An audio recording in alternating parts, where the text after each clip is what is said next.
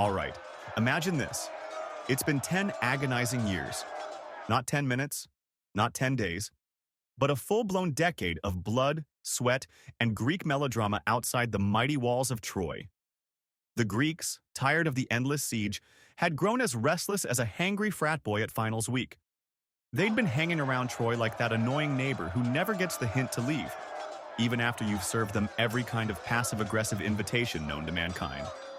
In one room, there's a grumbling soldier complaining about stale bread and lukewarm wine. In another, a veteran bemoaning how even his scars look depressed. And then, at long last, one of the most infamous ideas in the annals of trickery surfaces. Enter Odysseus, part-time schemer, full-time legend, and the guy who could sell sand in a desert. Picture him pacing around with that devious glint in his eye as he tells his battle-weary comrades, "I've got a plan so outrageous even the gods would snort their ambrosia in laughter." What he proposes isn't exactly a conventional war strategy. No, he wants to build, get this, a gigantic wooden horse. And not just any horse, mind you. This would be a masterpiece of misdirection.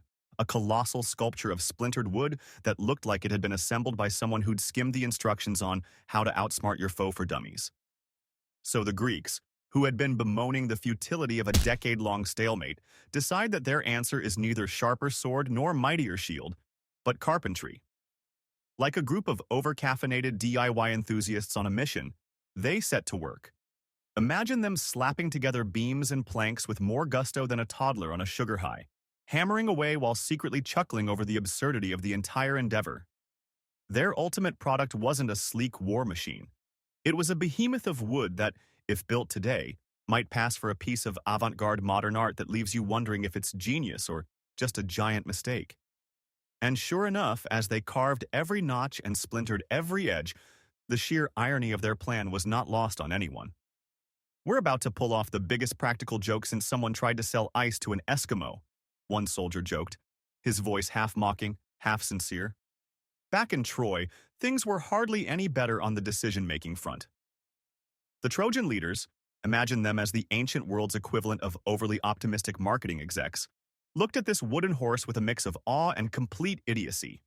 They were celebrating their long-held belief that Troy was impregnable, a shining beacon of civilization amidst the barbaric camp outside.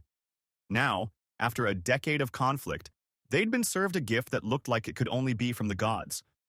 A few of the brighter minds might have raised a brow, but as soon as the wine flowed and the notion of peace grew intoxicating, prudence flew right out the open city gates.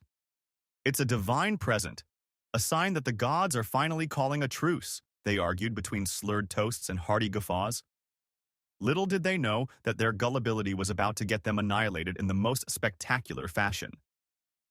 Then there was Laocoon, the lone voice of reason in a room full of drunk optimists. Standing there, with his arms flailing and his eyes blazing with righteous indignation, he bellowed, "Beware of Greeks bearing gifts!" His words, dripping with genuine alarm, echoed off the ancient stone like a prophecy of doom. But just as fate would have it, nature decided to deliver its own punctuation to his warning. In a scene that was both poetic and horrifying, serpents, slick, sinister sea snakes, descended and dispatched Laocoon with a speed that left no room for dissent. That gruesome twist silenced any lingering doubts, not because his words had been proven correct by reason, but because the gods, or a particularly nasty bit of coincidence, made sure the naysayer wouldn't talk any further. With Laocoon's demise, the Trojans, unwilling or unable to question the sign, brought the massive wooden horse into their beloved city as if accepting an oversized, questionable Christmas present.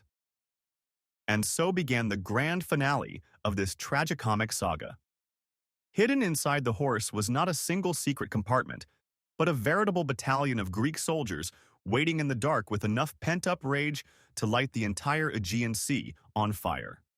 As night fell like a velvet cloak over Troy, the citizens, already in a state of boozy euphoria from days of celebration, had no inkling of the impending catastrophe.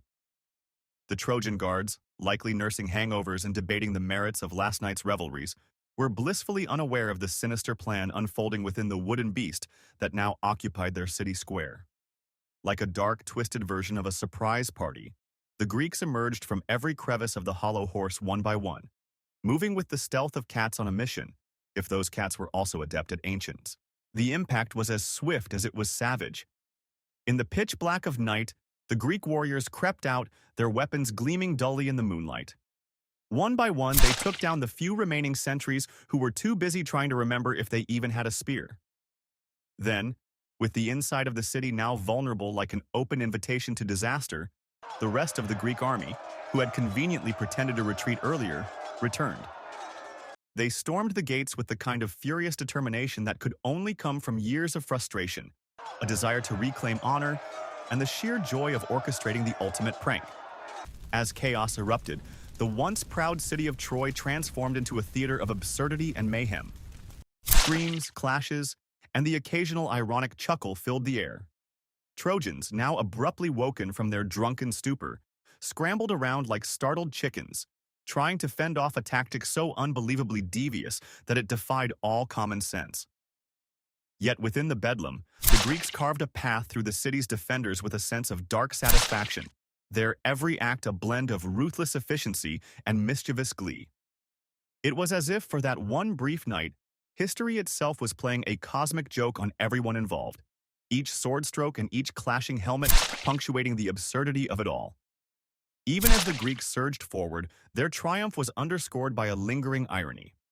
Here was a situation where a decade of brutal warfare culminated not in a decisive battle, but in a masterful act of deception. The Trojan horse, that gargantuan, splintered monument to Greek ingenuity, stood as a testament to the idea that sometimes the most powerful weapon is not a sharpened blade, but a brilliant, if diabolical, concept.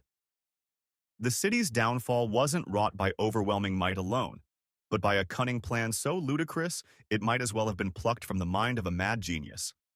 In the wake of the assault, as Troy's once mighty walls crumbled and its noble citizens fell in disarray, the lesson was loud and clear.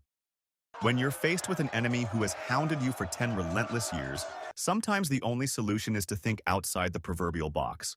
Or in this case, to hide inside a giant wooden horse and wait for the perfect moment to deliver the knockout blow.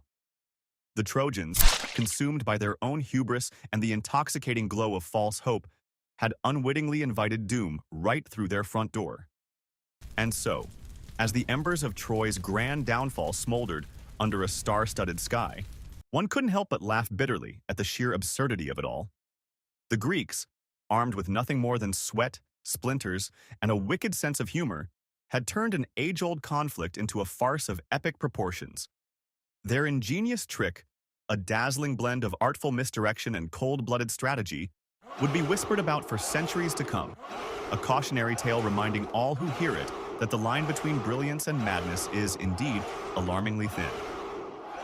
So, my friends, the next time you're offered a gift that looks a little too good or suspiciously subpar, remember the tale of the Trojan horse. Whether it's an overly generous bonus from work or that ridiculous gadget being touted as the next big thing, always question the motive behind the gesture. Because if there's one thing history has taught us, it's that sometimes the most formidable threat arrives in the shape of a giant wooden horse, masked as an act of goodwill, only to unleash chaos and ruin upon the unsuspecting.